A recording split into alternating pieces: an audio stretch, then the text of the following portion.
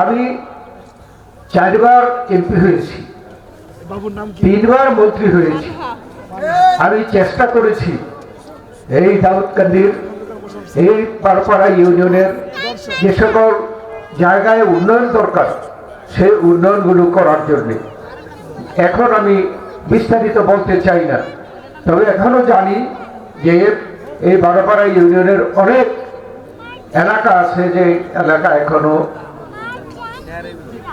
এখনো উন্নয়ন হয়নি বা প্রত্যাশামত হয়নি।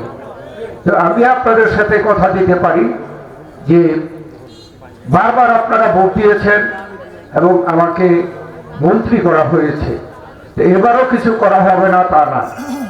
তো যদি আপনাদের প্রত্যাশা পূরণ হয় তাহলে আমি আপনাদেরকে সঙ্গে নিয়ে যে সমস্যাগুলো এখনো আছে সেই সমস্যাগুলো সমাধান করার জন্য আমি চেষ্টা করব।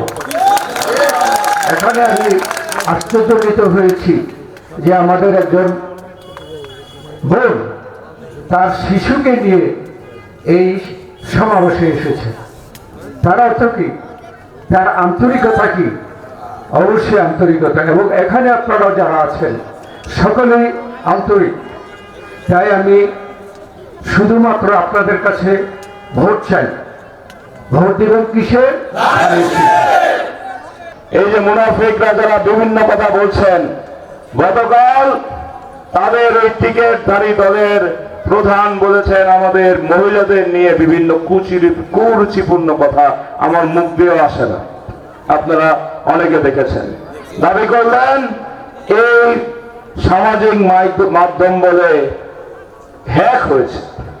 আজকে আমাদের নেতা মাননীয় চেয়ারম্যান তারেক রহমান বলেছেন বিশেষজ্ঞরা ঘোষণা করেছে এটা হ্যাক হয় নাই, তার হাত দিয়ে আমাদের নারী সমাজের বিরুদ্ধে এই কুরুচিপূর্ণ কথা বলা হয়েছে।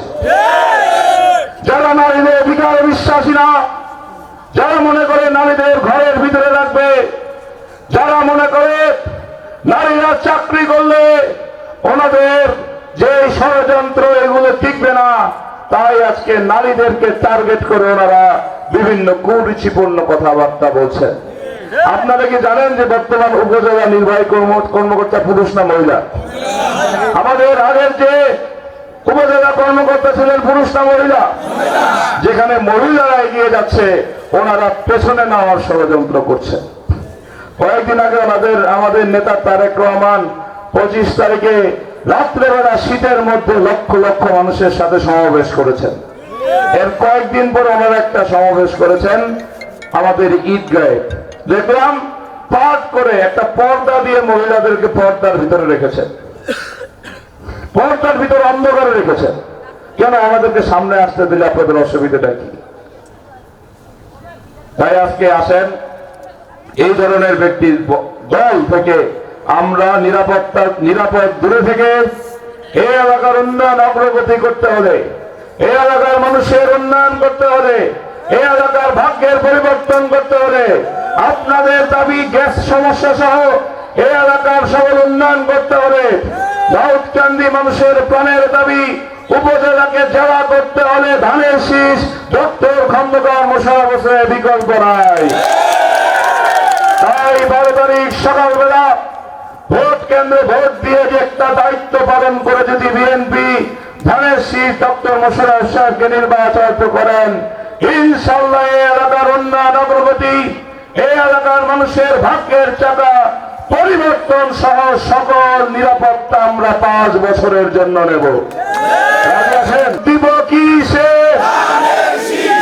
12 তারিখ সারাদিন সৃষ্টি হওয়ার পর থেকে এই দাউদকান্দি থেকে ধানের শীষ মার্কা একমাত্র নেতা স্যার নির্বাচন করতেন এবং এমপি হতেন। যতবারই আপনারা এমপি বানিয়েছেন ততবারই স্যার মন্ত্রী হয়েছেন। মন্ত্রী হওয়ার কারণে এই দাউদকান্দির প্রত্যন্ত অঞ্চল থেকে আরম্ভ করে প্রত্যেকটি এলাকায় স্যারের হাতের ছোঁয়া যেখানে লেগেছে সেখানে আলোকিত হয়েছে। আমরা আলোকিত দাউদকান্দি দেখতে চাই। আগামী দিনে ধানের শীষ মার্কায় ভোট দিয়ে গত বছরের মতো এই 12 তারিখের নির্বাচনে আমি আশা করব আপনাদেরকে আপনারা সর্বোচ্চ ভোট দিয়ে স্যারকে সম্মানিত করবেন।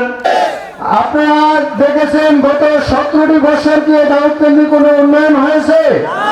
ডক্টর খন্দকার মোশাররফ হোসেন সাহেব যখন মন্ত্রী হয়েছেন, যখন এই উন্নয়ন হয়েছে, এই উন্নয়নগুলো সব স্তব্ধ হয়ে গেছে।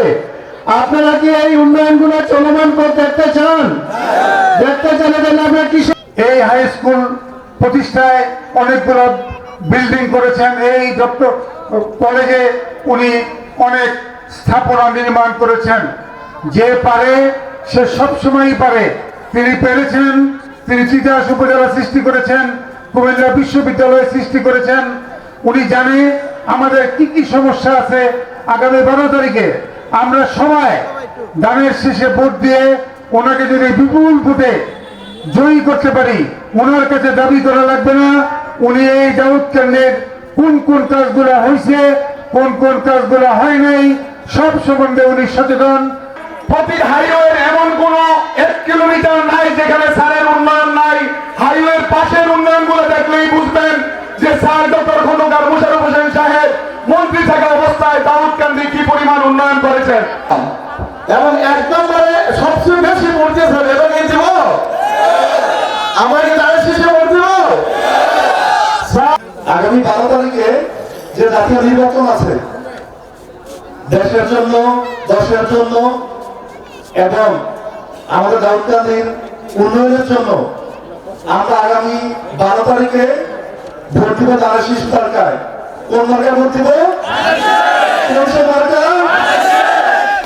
আমরা আগামী 12 তারিখে দানের শীষ মার্কায় ভোট দিয়ে জয়যুক্ত করে আমাদের ডক্টর খন্দকার মোশাররফ হোসেন স্যারকে আমরা সংসদে পাঠাবো এবং আশা রাখছি ইনশাআল্লাহ উনি মন্ত্রিত্ব হবে এবং উচ্চতর আরো ভালো কিছু হবে, আমাদের উপজেলার সার্বিক উন্নয়ন হবে। তাহলে আমরা এখানে যারা আছি, আমাদের প্রতিবেশী এবং পরিচিত যারা আছে, আমরা সবার কাছে ভোট চাইবো। কোন মার্কা চাইবো? কোন সে মার্কা? সূচনা community.tv বিনোদনের পাশাপাশি খবর।